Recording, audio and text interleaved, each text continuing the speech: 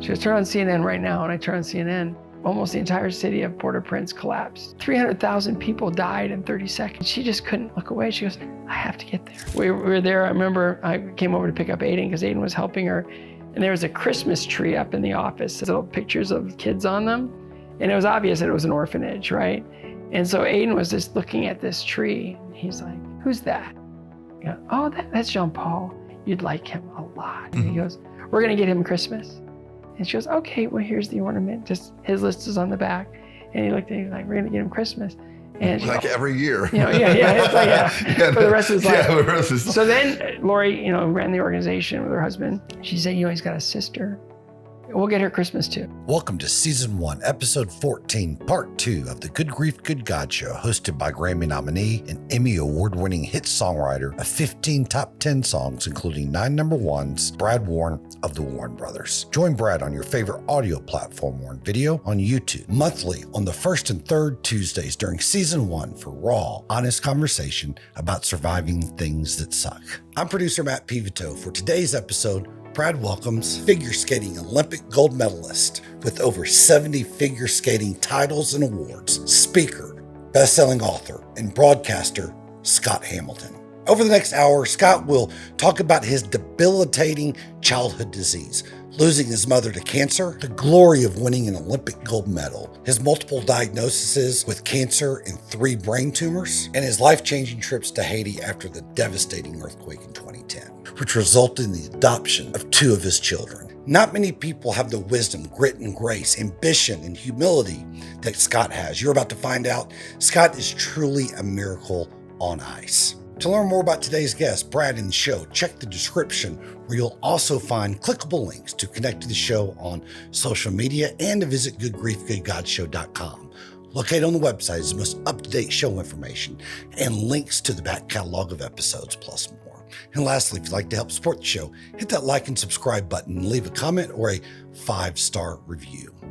On the behalf of Brad's wife, Michelle, and segment producer and guest booker, Lisa Bolt, thank you for tuning in, and we hope you too will find the good in grief.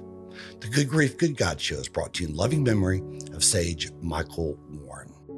Yeah. The cancer thing was, I survive, and all of a sudden I'm a poster child for cancer survivorship. I'm going around speaking. And you're in your 13th year as a professional. You've already won gold medals by the time the first cancer.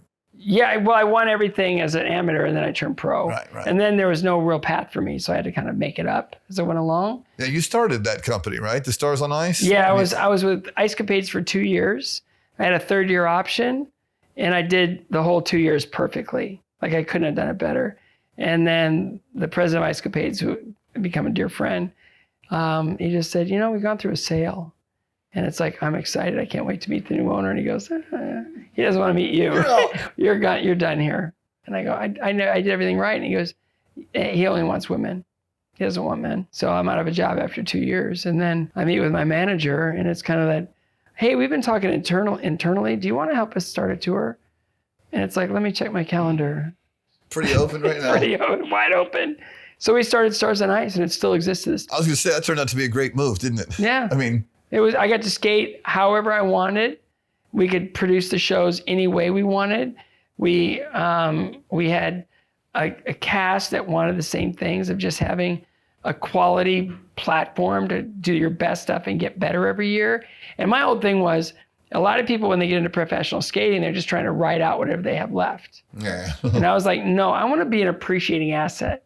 I want to be worth more next year than I was this year. And I want to grow and I want to build, because my heroes weren't skaters. Well, one was, Gordy McKellen was, but because he taught me how to be a show skater. But my heroes were kind of rock stars. Mm-hmm. So I look at, like, how am I going to do this? Well, Springsteen just showed up every night and just threw it down. Blue collar. It's about doing the work. Yeah. Just show up, throw it down. Always over deliver. Always give them more than they can handle. Okay, 1. 2, how do I do that? Well, have you ever been to a Neil Diamond concert? Have you ever? I haven't. Oh man, the joy that comes off that stage is contagious. You just can't wait to come back. So I want to do that. I want to do that. I want to be like that guy. Yeah. And then the third is like, how am I going to have longevity? Well, there's a guy named Robert Plant that when Led Zeppelin days were over, he got really creative and really super intense about the art and about moving forward and about being different with each and every, everything he did was the next one was different than the last one. That I go, I want to do that too. Mm-hmm. So those are my three kind of heroes. And I said, I'm going to work really hard. I'm going to show joy in everything I do. And I'm going to take some outrageous chances. And I'm just going to grow with my audience. And so it worked out great. It really worked out great. And so many of those times on the ice, it was hard work. Not really work. It was physically difficult. Everything's hard work. I mean, but physically difficult and hard worker. Yeah. So but it's again, it's just that joy you get back. And so when I got through with my cancer and I became this poster child, I remember I was just feeling so cursed because like with every good thing that would happen, something bad would happen. Good thing, bad thing, good thing, bad thing. And I was just sort of going to talk about this whole blessings and curses thing. And then this little girl got up on the, to give her a little talk. And there's all these survivors in the audience. And she gets up and she's high school athlete, lost her leg to cancer. High school. And she said, the worst thing that's ever happened to me is cancer. Everybody nodded their head. And she said, I'm here to tell you the best thing that ever happened to me is cancer. Mm-hmm. And it just, and then everything flipped. For every curse, there was something wonderful happening on the other side. And then a bad thing would happen, then a good thing, then a bad thing and a good thing. So it wasn't this whole idea of like, oh my goodness, I just came through this really cool period. When's the sky gonna fall? Yeah. It was like, oh, I'm really so glad I had this experience. Okay, if something comes, I know there's gonna be something great on the other side. So it's like when my brain tumor came back, for the second time I was diagnosed, my assistant looked at me and she just started laughing. And I go, what's so funny? And she goes, I can't wait to see where this one takes you. And that's it. It's kind of like, I go in for a scan because these things grow back. Yeah. And I always say, no matter what the news is today, I'm gonna accept it joyfully. And so Tracy was doing this interview for this thing, and I never heard her give an interview before, so I'm hiding around the corner just listening. And they go, okay, let's talk about this joy stuff. What's this joy thing about him joyfully accepting whatever the scan says? And she goes, oh, no. You don't understand. Joy isn't the lack of fear and suffering. It's how you go through it. Accepting of it, yeah. It's how you go through it.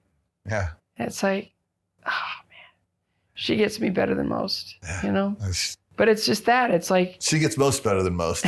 Yes.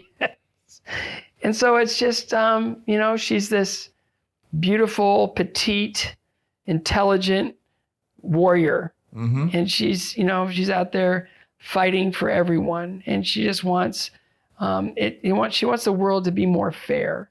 And she wants for people that have no chance to have a chance. And she's just incredible. I'm just so blessed. She reminds me of my wife because they're small, but when they decide something's going to happen, it is like going to happen. Yeah, duck or bleed. Yeah. It's like there's just no reason. I mean, I may try a few random no's, that we're not, but if there's something really focused in that, I think so. I'm not sure if I even met you before, but our common friend Al Andrews, it's ironic because I was in a spot in life. And I've been sober a long time, but we were dealing with some things, family things, not like we would later, not like the death of a child, but it was some pretty intense stuff. And I'm like, God, I need something, God. Like, I need something right now, different. Like, I don't know what it is, but I need something. And I mean, when I was saying this, I'll never forget, I was at the Shelby Park. My son was shooting a baseball scene in a crappy little movie that you're never going to see. And I got a phone call from Al Andrews and he said, you want to go to Haiti? And I said, yes, I want to go to Haiti. Was that when you built the little power station on that pole on top of that mountain? Yes. Yeah. So, but it was like, he goes, that was a good group. Do you want any details? And I said, no, I don't want any details. I go, okay. So I'm going with Tracy Hamilton. And I'm like, okay, I just said, yes, I'm in. So we went anyway. So I went to Haiti with your wife and it was just amazing. And she basically is the Pope of Haiti, the whole country. She's legit. I mean, there's no ulterior motive. There's no. When I was doing getting ready for the Olympics in 2010, and I was in Spokane, Washington, for whatever, they experimented with doing the two of the finals, men's in pairs on one weekend, and then ladies in dance in the next weekend. So they spread it out. So I was stuck. I was blessed to be in Spokane for 10 days. And I called home one night just to check in, and she couldn't even talk. She was bawling so bad. And I go, what's wrong? And she goes, haven't you seen it? You're not watching TV? I go, no, I just been working nonstop. I'm just watching people in tight clothes do funny things, And she said, turn on the TV. And so I turn on. She goes, turn on CNN right now. And I turn on CNN, and I saw something I never.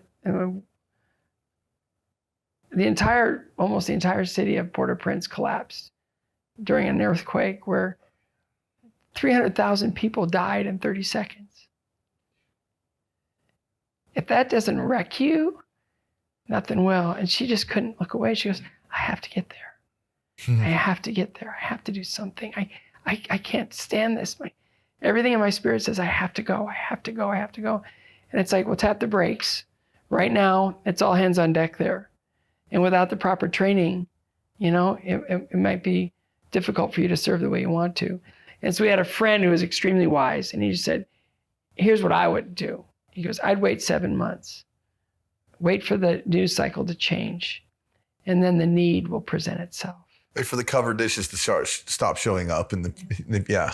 And so she waited, those 7 months, and then she just kept her ear to the ground, and she ran across a medical missions group that went down about every other month or every month. And so she just started volunteering at their office, and we were there. I remember I came over to pick up Aiden because Aiden was helping her. And there was a Christmas tree up in the office of this foundation. And there were all these ornaments, like paper ornaments that were shaped like trees. And there were all these little pictures of kids on them. And it was obvious that it was an orphanage, right? And so Aiden was just looking at this tree. And he's like, who's that? Oh, that's Jean Paul. You'd like him a lot. He's just a little older than you, but he's very athletic. He's very smart. And he smiles and laughs all the time. And he goes, we're going to get him Christmas. And she goes, okay, well, here's the ornament. Just his list is on the back. And he looked at me like, we're going to get him Christmas. And every year. Yeah. It's like, for the rest of his life. For the rest of his life. So then Lori, who ran the organization with her husband, she said, he's got a sister. We'll get her Christmas too. And so they got these ornaments, and they went through the list. And Tracy's first trip down to Haiti, she's, wanting to meet these kids that she got Christmas for. And she'd recorded a video from Aiden saying hi to Jean Paul. And Jean Paul never left her side. Oh, wow. And then Eveline would be there too. Yeah. And then as she kept going down, it became a habit. She's been to Haiti 28 times.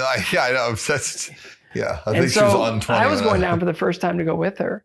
And I had this vivid dream that Eveline and I were going to have this really sweet relationship. And she said, don't get your hopes up. And I said, why? And she goes, well, she doesn't really engage. She'll sit with me for a lot of the parties and things, but the rest of the time she's kind of off on her own. And she doesn't really engage the groups very much, but she'll sit with me and Jean Paul. And I go, okay, well, I'm just telling you, I had this great dream. And it was really vivid. And so we take that long drive into Tomazo, and a little car sick, a little dusty, a little everything else. Yeah. And I take one foot out of the van, and these two little arms go around my waist. And I look down, and it was Eveline. That's crazy. She never left my side. Wow. Not once. And it was like, this is real. Yeah. This is really beautiful and real. And I have a daughter. Mm-hmm. Whether she's mine or not, I have a daughter. And then we started the process, and 2.5 years later, they're home. And I just remember we're leaving the airport in Port-au-Prince, like we'd done a million times before, but never with these children. Yeah. Right? And they had their first drinking fountain experience. And it was like, and then we get to the escalator, and they're looking at us like, talk about things we take for granted. I'm avoiding the drinking fountain. Like, what are we supposed to do with this? And then it was like, my goodness, they're just, they have so much to learn, so far to go. And it's been a big adventure. It's been hard. Everything. It's been amazing. It's been hard. Spent the day yesterday with Jean Paul. He had his car break down in Cookville, so I had to drive him over to find a way to get it back. So it's all those things, but it's it's remarkable to see, even with birth children, they have all your DNA, but their path is so much different. And each one of them are so different. Yeah. It's almost, I mean, they're alike in enough ways to where you know that they're siblings. Yeah. But they're very different. And My second son came out with flaming red hair. That one had to process. It was like, I'm Irish, not having an idea of my ethnicity. Oh yeah, that's true. You got to think. But it's just, it's kind of that adventure, You and Tracy are so positive. Like I know there are moments. I know with cancer there are moments, and there's got to be a little bit of why me, whatever. But your basic demeanor with God in your circumstances, just joy. Like I'm going to do. Sometimes I just think we get what we ask for, or we get we're gonna, okay, it doesn't matter what's happening. I'm going to live joy, cancer or no cancer, mom tragedy or no mom tragedy. I mean, it's hard to do. It's I think your mom probably left you that. Yeah, she was so amazing throughout. Like when she showed up at nationals with that news, again, she had arm in a sling, no left breast. For a woman, that's got to be, I can't imagine. And then, her hair was gone. But I remember when I was diagnosed, it was really weird that she came back to me. And these memories, these like random memories just kicked in of, this chemotherapy, I finally found a way to lose all this weight.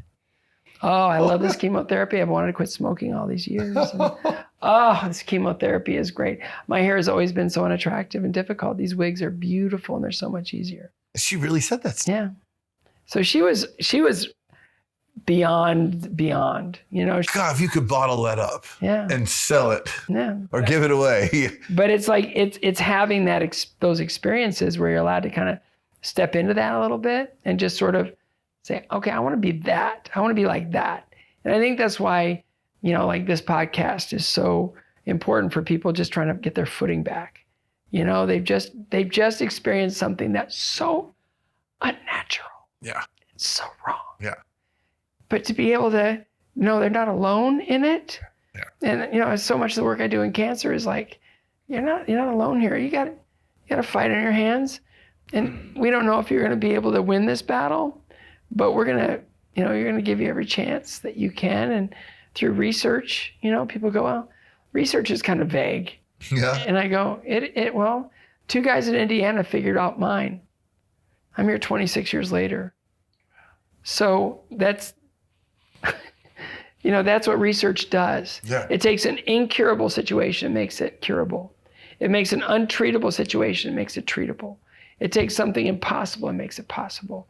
So that's, I'm like this serial, disgusting, overwhelming optimist. Yeah. And no, but it's like that. It's like, you have stuff to compare things to, right? And that helps. But at the same time, it's like, there's a choice and you got to make the choice. Yeah. Do I live?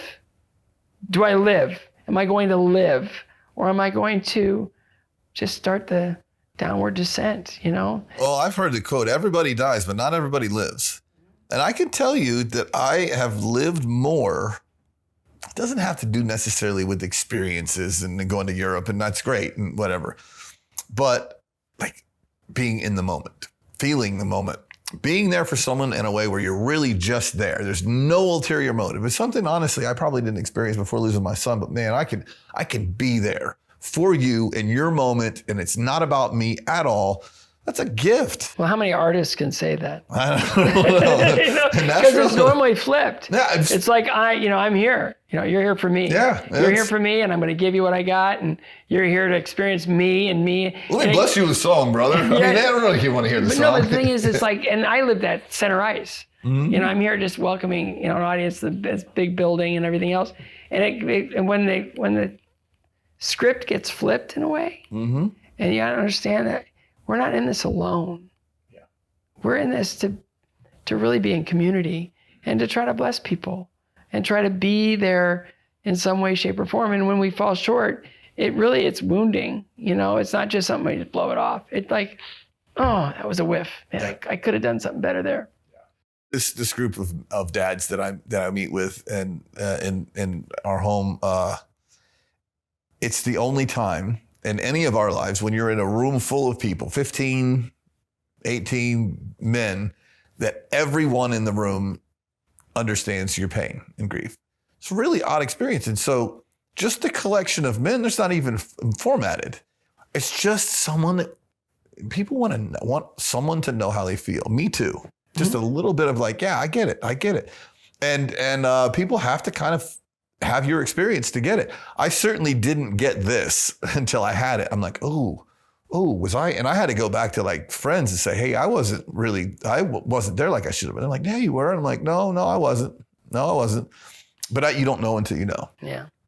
And you don't want someone to have to know, but you know when you go to these kids, I assume that your foundation is, when you go sit down with these kids, it's you're probably the most comfortable guy they ever meet.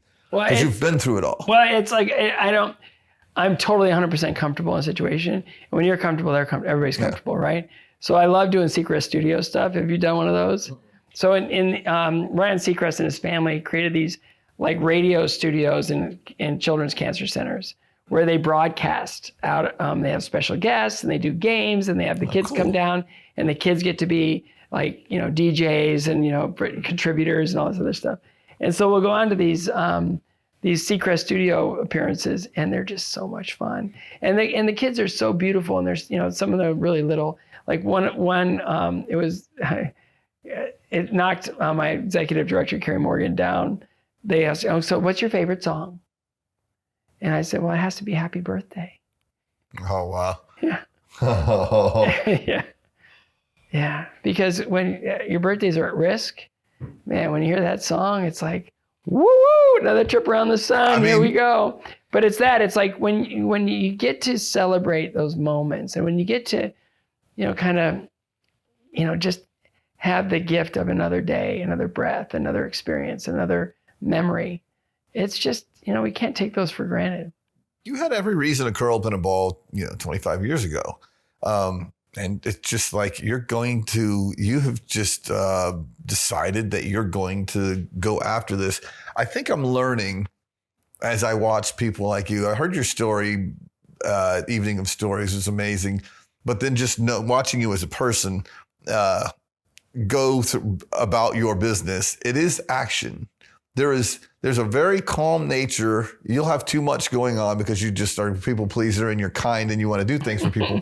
But it's just with a smile. Even when I'm having a rough day, it's just the ear to ear smile. I just got cancer treatment. And there's something about that diffuses that. We get what we ask for. I don't know if that's, of course it's God. I don't know any, it's funny because I do know some agnostics and I don't know any really happy atheist agnostic. Doesn't seem to be a good plan to me. What's your foundation? What are you working off of? Yeah. And it goes down to, Matthew 27, Matthew 26, where it talks about building your house on the rock and not on the sand. On the sand, yeah. Yeah, and it's sad, it's like, I had a hard time having my footing here and there and everywhere. I think I'm trying to, if I haven't set the record already, I'm pretty much in the running of walking out of neuro ICU 3 times.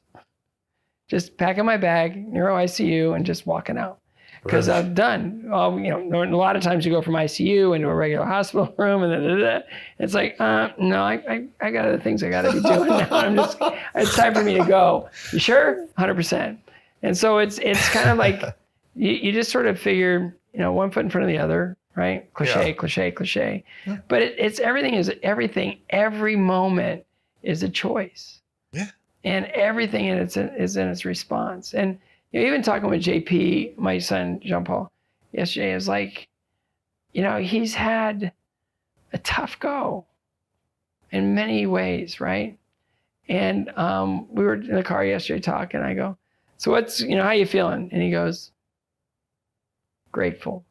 Wow. And I go, then you're 100% fine. Yeah. Yeah, I'm not going to worry about you nearly as much as I would if you would have said something else. But if we can sit in an understanding of all we can do is all we can do. And in that, just choosing to live joyfully, productively, and faithfully. There's something about your annoying optimism. Yeah, it is. It's not annoying. It's not annoying at all. Actually, I love every second of it, truthfully. But however you described it, you had a list of adjectives, but that optimism combined with, and you'll self-deprecate this, and I don't blame you because I would too, but like there's a killer in there because when you, Pat Conroy has a great quote in one of his books. The Shaq guy? No, Pat Conroy wrote The Great Santini. Yeah. A book called My Losing Season. It's about a basketball team that he was on in college. But he says athletics is mercilessly fair. Mm-hmm. Like there's a killer in you. Well, because you've combined that killer with the nicest human being on the face of the earth. Well, I'm judged. Yeah, right. You're Everything judged. I do is I'm judged. Yeah, so, don't judge. Well, that's all you do is get I don't judged. want to turn anybody off so they don't give me the mark. But it's like when you're competing at that level, you're competing at any level for anything. But what I've learned is, and it came out of a John Wooden quote that somebody hit me with recently. It's like John Wooden said, "My teams never lose. They either win or they learn." And it was like, wow, that's it. It's like, yeah. When I wrote my last book, Finish First, it was kind of that whole idea of like, how do you minister to people? In this whole process of being the best version of yourself. Yeah. And a lot of it, gets down to failure and criticism. And in that, I figured out, I go, okay, what is it about failure? I've fallen on the ice 41,600 times minimum. Okay, well, I got up 41,600 times. So I got that, right? Yeah. I have all that failure. But what else is it about failure? What is it about failure? And so, for so many, failure is a scarring, disfiguring, oppressive, heavy thing to carry around. Mm-hmm. We take our failures, we put them in a gigantic bag, and we put them over our shoulders, and we lug our way through life. Yeah. What if, just for the thought conversation, what if failure only had one ingredient? Information. Mm-hmm. What if failure was just information? Now, what is it? It's like, oh, I just got fired from my job. What did I learn? Well, maybe I should be on time. Maybe I need to get the work done. Oh, I just failed this relationship. What did I learn? Well, maybe it wasn't the right one. Maybe these things. How can I learn from this and move forward instead of everything just being stuck in the past? And I have all these things that before I had a relationship with Jesus, I was just like, oh man. And I talked to a friend of mine. He's out of Chattanooga. He speaks to high school kids. His name is Dean Sykes. He's brilliant. And he goes, oh, no. We're going this way. Mm-hmm. We're going this way. We're not going back there. There is no future in the past. Yeah. We're going this way. We're going this way. We're going to keep going this way. And I just thought it's so liberating. And then on the criticism side, everybody's so critical. Everybody's so divisive. The world's divided. It's you're just this and you're just that. I learned through getting hated on in social media. Every time you're on TV, you get hated on pretty good. It's just people say you were hated on probably before social media because whatever those judges are watching people do flips on ice skates, they better be really good because when you're critiquing someone, I always thought it's kind of funny that like anyone critiquing an NFL player that's not in the NFL. Yeah. These judges, it's like but it's like the whole idea of criticism. It's like, let's break it down. What is criticism? Well, it's somebody saying something to you for their own reasons, whether it's to point out a deficiency or a fault or something, right? Well, what forms do that come in? Only two: opinion and fact. Mm-hmm. If it's somebody's opinion, you have every reason to delete it immediately. Does not exist anymore. It has no value. It has no weight. It has no identity. But if they criticize you and it's based in truth, thank you. That's information. Thank you. It's a gift. It's a gift. And it's like, so now, like, I used to be very prideful. And if somebody would say something, well, I don't like when you said that or did that, I'd be like, well, no, you got to understand. Like, and I try to defend myself. And now it's kind of like, thank you. What about when they're mixed? What if it's an opinion? There's a little fact wrapped up in it, but it's just spun in a negative way because maybe they're insecure or whatever it is. What is there an answer to that one? I think you have to really draw a definitive line. This is one of the It's other. I had a judge one time, and I was really starting to do this. And she said to my coach, she said, it's nice to see Scott doing better, but he has to understand he's too short to be competitive internationally. Right? Opinion, yeah. And I looked at it and I was like, I'm too short to be competitive internationally? And I thought about it for a second. I go, who was the last American to win an Olympic gold medal? It was David Jenkins, who's my height. She doesn't like short people. Yeah. I have to keep her off my panel. My job is She's to a heightist. keep her off my panel. She is. She's a heightist. She doesn't like short people. So Yeah. if that's not her thing, then she has no business being on my panel. Yeah. I'd go to the referee. She doesn't like short people. Okay, we'll switch her out with somebody else. That's Everybody great. wins. But it's like if you want to kind of have that one foot in the boat and one on dry land, I was saying, well, it is opinion, but is there any, like they're blurring it? Yeah. Then you're going to get stuck. Yeah. Because it's either it's going to bless you or you delete it. That's it. Because that's my issue. I'm learning. I've learned a few good things today, by the way. Thank you. One of the things is I think that the early days of going, okay, I've been around sick people. I'm not uncomfortable with this. I don't care about the tube in my nose. I think that's a superpower, absolute superpower to always claim to not. What choice did I have? What choice did you have? Right, right. It's like the thing is, someone will say, man, you're handling your grief so well. I'm like, what choice do I have? I mean, it's here. I can curl up in a fetal position, or I can get to the work of whatever that is. But that's an amazing. I will get those two things intertwined so that the black and white turns gray, and I will say, well, that's opinion, and I know it's opinion, and I know that some of it is just opinion. But I'll go, is there fact in that? And that's where we get stuck. That's where I would get stuck. Well, and again, it's an actionable item. So if it is a criticism and if there is something you can do about it, if you want to make it factual, then you'll address it. And if you don't, then just move on. It's really hard, especially in today's society, when there's so many ways of being criticized from people that you'll never meet in your life, that you would never say those things to your face anyway. Yeah. I was going to say that they have no responsibility to ever have to back them up. And I look at somebody like as crazy as he is, and I've spent just a little time with him, Kid Rock. Yeah. When he came out and he said, I'm uncancelable. And it's like, how's that even possible? He goes, I don't care. And that's the whole idea of this whole cancel culture. It's like you can only get canceled if you acknowledge being canceled. I thought I didn't care because I wasn't important enough, but it works both ways. I agree with that, by the way. Yeah. If you just don't care. No, who cares? Yeah. It's like, we're all knuckleheads. Yeah, Louis C.K. is selling out 5 nights in a row at Madison Square Garden after he got canceled. This is something we just, that's amazing information. It is. That's a great, that's a great takeaway for those of you watching. No, Man, separate those two things into black and white. That's opinion, that's fact, because always the insecure brain wants to combine a little bit of the opinion that's going on with what someone said with a fact. And the truth is, no one really knows. I don't even know what's going on with me. You certainly can't. Well, and we always allow the world to kind of permeate our being, right? And the world's a tough place. I remember I was, my son and I went to Israel right at the beginning of COVID. Nice.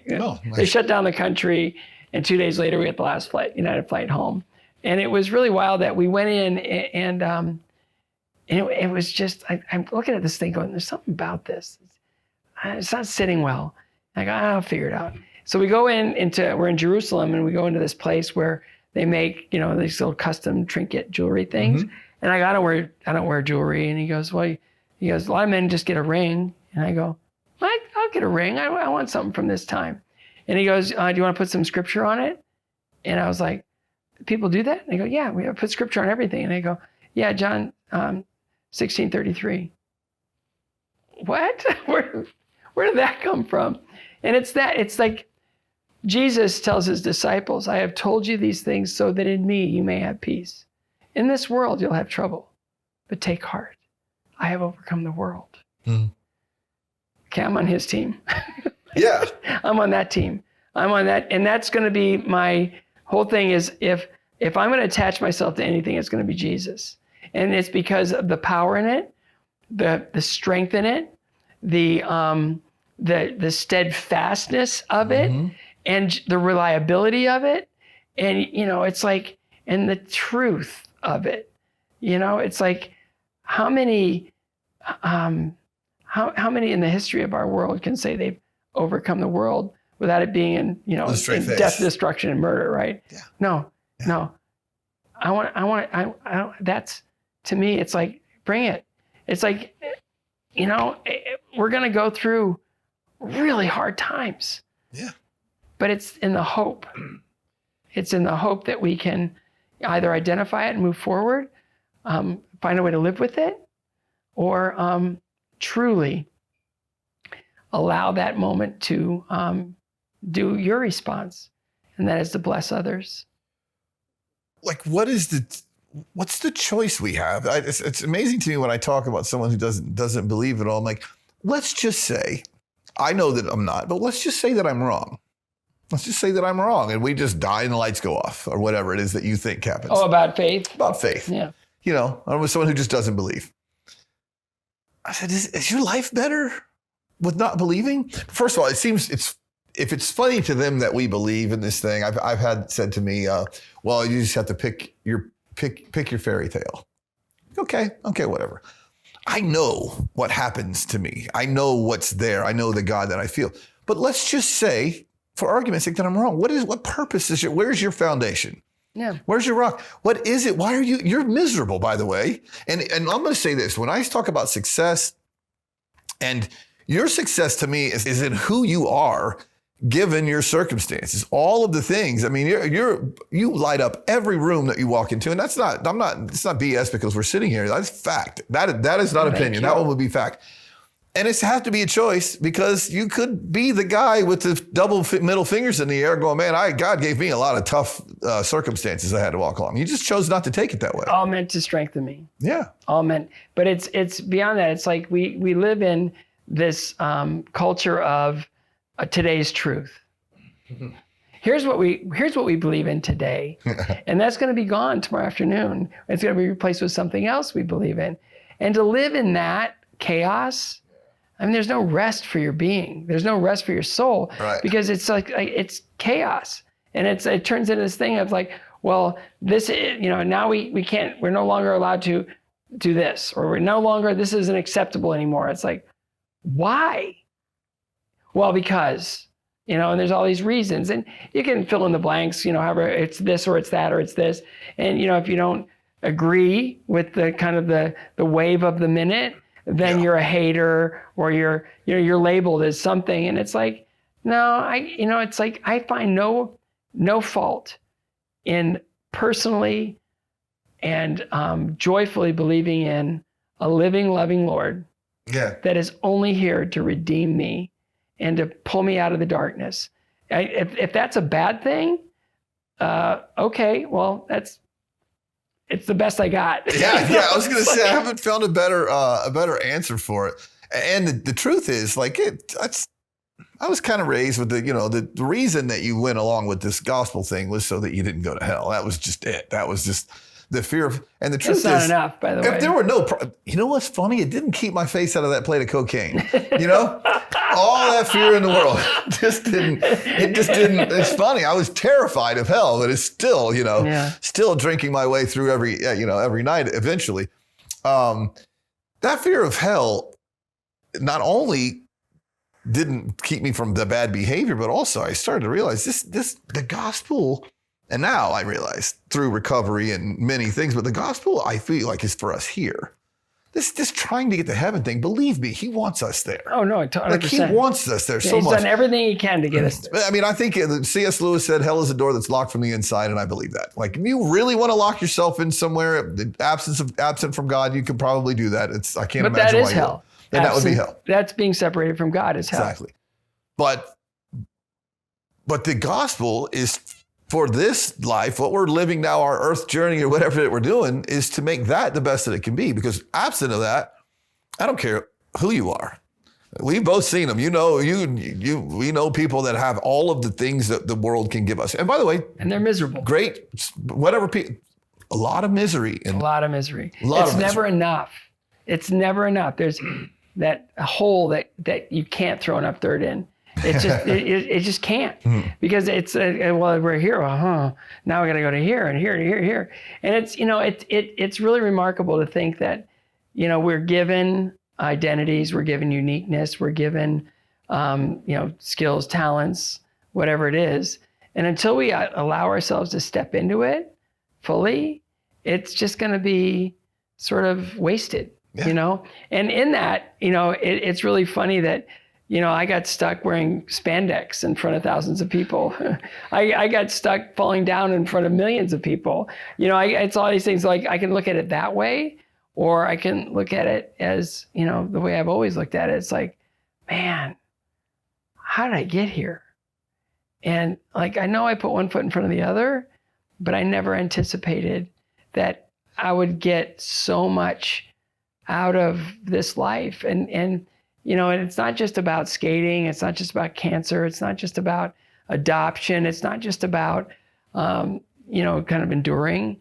It's all of that, and that's where we get our identities. And, when I wrote Finish First, I was in Pyeongchang for the Olympics. And this gentleman I met there who's been my forever friend, he's from Korea. And he just said, young people in Korea are just told to be obedient.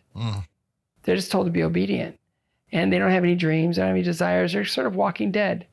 And he goes, can you just give your Finish First kind of summary to my staff? Because I think they could really, step into that and really be great. So I did. I spoke for an hour, and this little girl came up to me, and I'll never forget. It was one of the most powerful moments I've ever experienced. And she came up and she goes, I don't understand what you mean about purpose. I guess she's a 17, 18-year-old girl somewhere. And I go, what? She goes, I'm not good at anything. And I'm like, really?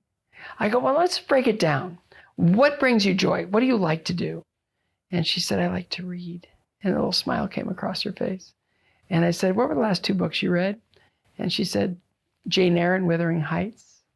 And she had a smile on her face. I go, you like the classics? She goes, I do. And I go, maybe you're an author. And her eyes went like that. And I just said, thank you, Lord. That may have been the first time that girl has ever been given permission to dream.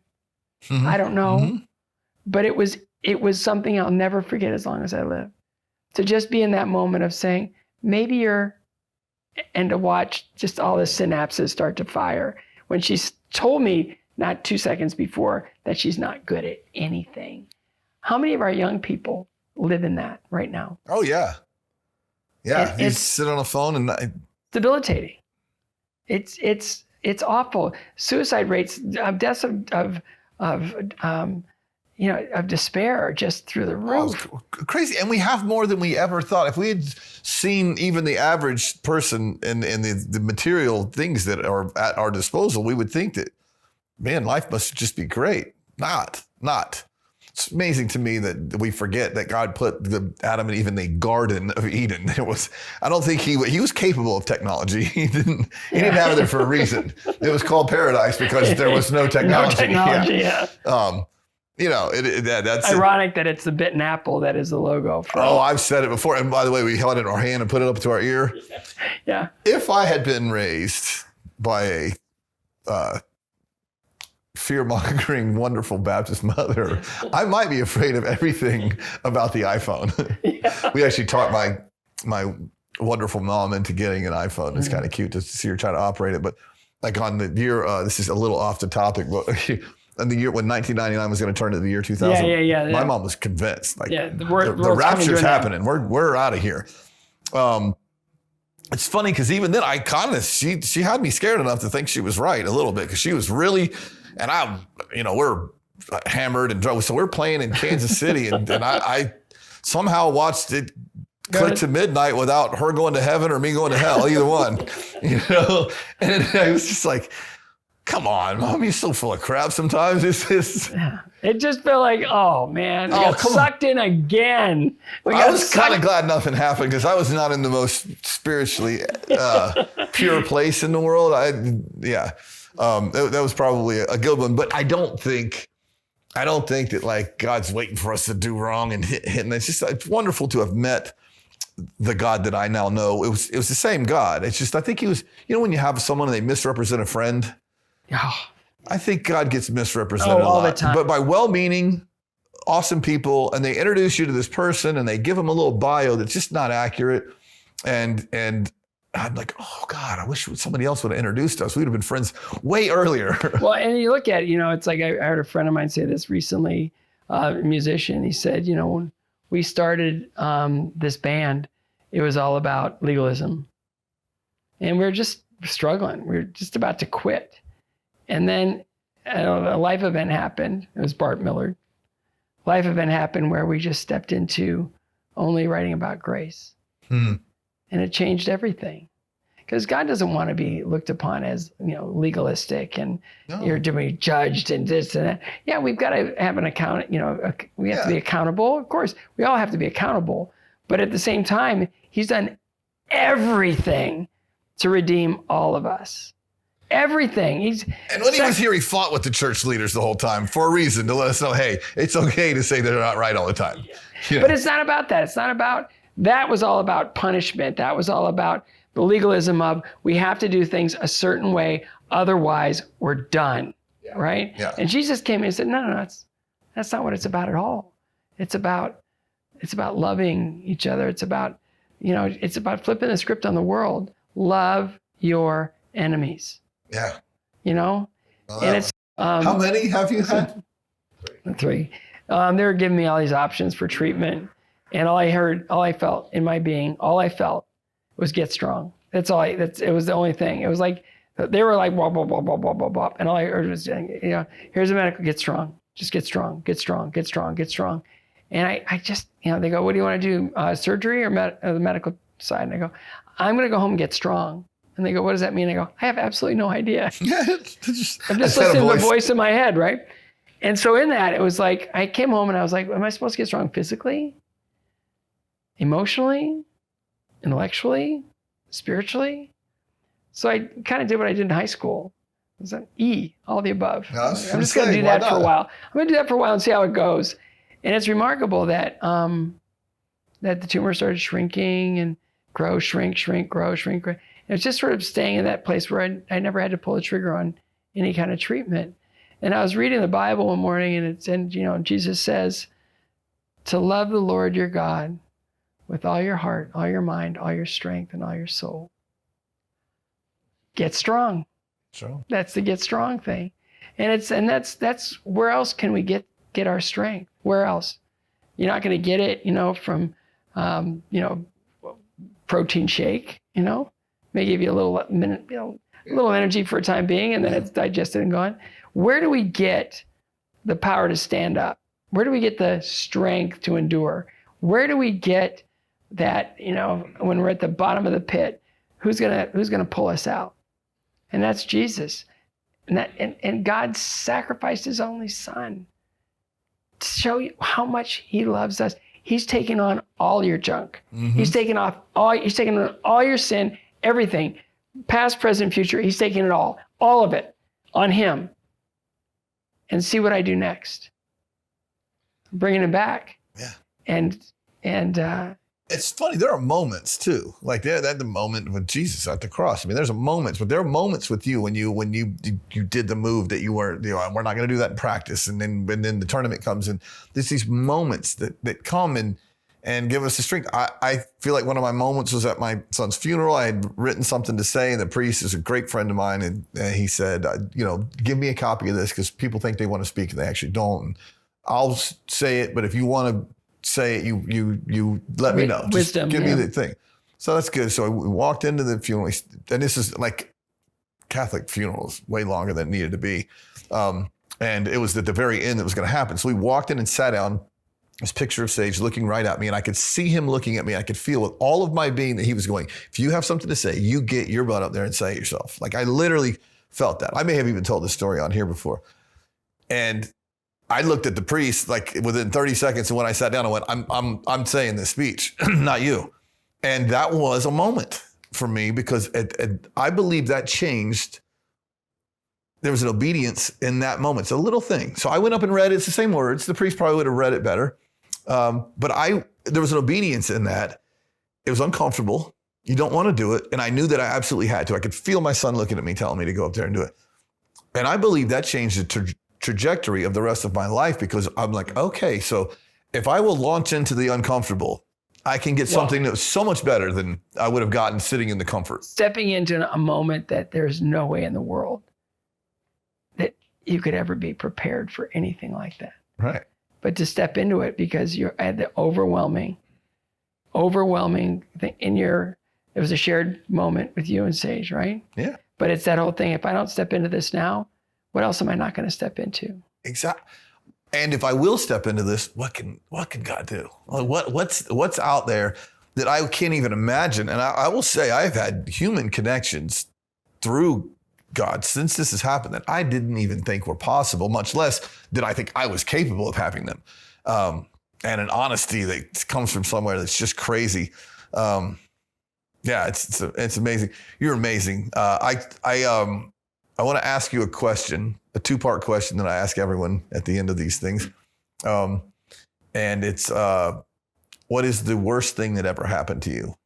And what is the best thing that came out of that? The worst thing that ever happened to me was the death of my mom. And what came out of it was I got to carry her with me. And it changed the trajectory of my entire life. Mm. I've had a lot of really cool things happen. I wouldn't be sitting here if I didn't, But at the same time, it's like, there's other stuff too. Again, the pendulum swings both ways. Yeah. Roller coaster, it can't come down unless it goes up, right? It can't go up unless it comes down. So it's just living in that tension of, just being okay in the good moments and in the bad moments, of just allowing all of it to do its work. Yeah. And that's the best we can do. We're human beings. What do you do when you have a lot. You have a lot just as a regular healthy guy that wasn't dealing with the occasional brain tumor and whatever. There's a lot going on. There's a day. There's got to be a day. Like, man, I can't take this. We all get low. Yeah. We all get low. Yeah. And it's just, there's been a couple times where I've gotten really low. Mm-hmm. And something happens where I'll just sort of go, is that all you got? Yeah. I dare you. Is that all you got? Yeah. Is that really? Because this is kind of, I'm not poking the bear. I'm not poking Satan in the nose or anything, but it's like, really? Because this is the best you got? It's not going to work. It's just not going to work. And, in the best of times, it's all in the response, right? Mm-hmm. I remember seeing a quote, it was right after, I think, 80 Olympics, where they're all wondering why Eric Heiden didn't cash out and just, bank everything, all his success, and just do he did one ad, and that was to pay for his medical education. That was it. He didn't cash in. Wow. And to that, there was a quote that basically said, it's not the events in your life that define you or your character, it's how you respond to them. Hmm. And in that, he said, no, I'm not going to lose myself in this. I'm the dog. I'm not going to let the tail wag the dog. I'm the dog. I'm going to live my life the way I can and want to live my life. And it's not responding to everything else around us that say we have to check all these boxes in order to be suitable, because that's what other people would do, or that's what society or culture tells me I have to do. It's like, no, I'm just I'm gonna do me. That is so much confidence. I would be putting away my rubies for this rainy day. What a great amount of confidence for him to be able to do reality. That. It's amazing. It's what else is there? It's all we can do is all we can do. Yeah. But if it comes down to if you can, especially in those moments where you're really low and you really feel like you're being, kicked to the gutter, it's like, is that all you got? I like to say, bring it on. Yeah. Every now and then it's like, I feel like every now and then I have a little conversation with the devil as the day's going badly. I'm like, bring it on, man. You gave me the worst. You did the worst thing I could think of. I can't. Still here. You could take my arms and legs. It wouldn't be as bad as what you did. Yeah. And it just kind of diffuses it, because I'm a little afraid of poking the bear and where the devil goes. But also, it's like, we know the ending of it, and he doesn't win. So it's just this annoying little prick that won't leave us alone all the time. It's just noise. Yeah, it's just well, this it's noise. funny. It's on the whole other side of that. It's like this older gentleman, who's a friend of mine. He's really wise. Really, he goes, "Are you ever gonna skate again?" This was after I retired. And I go, "Sam, I never say never." And he goes, "Well, if you do skate again, are you gonna do all those like jumps and stuff?" And I go, "Sam, I never say never." And he goes, "Well, if you do skate again, you can do that flip thing where you go upside down." Never. And I go, "I don't know, Sam. I never say never." And he said, "Let me tell you something, Sonny. Don't tug on God's beard." And I was like, that's wisdom. It's like, don't put yourself in really weird situations where now you're testing him. Yeah. Don't do that, because it doesn't go well. Yeah. It's just, it's just, we're all in this together. And how do we link arms? That same gentleman, I think it was a quote he lifted. He said, God created us all angels, but only with one wing. The only way we can fly is to embrace each other. Wow. And that's the stuff, And I'll tell you, but from being a recovering alcoholic to being a father who lost a child, whatever, the answer is in the community of people that have suffered from what you have. That is, the answer is God. That's a big one. God's a big 3-letter word, but the practical application of that God as the answer is the linking arms with people that suffer from the same thing. And it's magic. It dissipates. It doesn't take the situation away, but it dissipates the pain to a very manageable place. Yeah. You're never alone. You're not alone. And that's how he shows us that we're not alone through each other. It's I don't know those people. I'm not a people person. I'm like, that sucks for you, because we need to be people persons. Well, and again, it's my coach would always say, the human is a social animal and cannot survive without other humans. And, he had so many quotes. He also said, silence is the absence of sound. But yeah, I watched that show Alone, where they go out in the wilderness in the Vancouver Islands and have you seen that show? Mm-mm. It's a TV show, and they send with a bag with like 8 things in it, someone to go off in the Vancouver Islands with bears and whatever and live, and whoever can stay the longest, drop them off at remote places, and whoever can stay the longest without calling the emergency phone in, they win like $500,000 or something. And they're starving. They're afraid of the bears. They lose 50 pounds in a month. The most common reason for them to tap out and come in is loneliness. Loneliness, yeah. And these are people that do this for fun. Like, none of that sounds fun to me, but they do it for fun. And I'm like, man, that shows us how these people that are self-professed loners that go out in the woods and stay by themselves wind up tapping out of this $500,000 that theoretically they really need, because they're lonely. Not because they're starving or can't make it. And I'm like, if that isn't a lesson on how we need each other. That was off topic. You're amazing. Thank you so much. I love your willingness to just do this. You didn't ask me any questions. You're literally a household name. And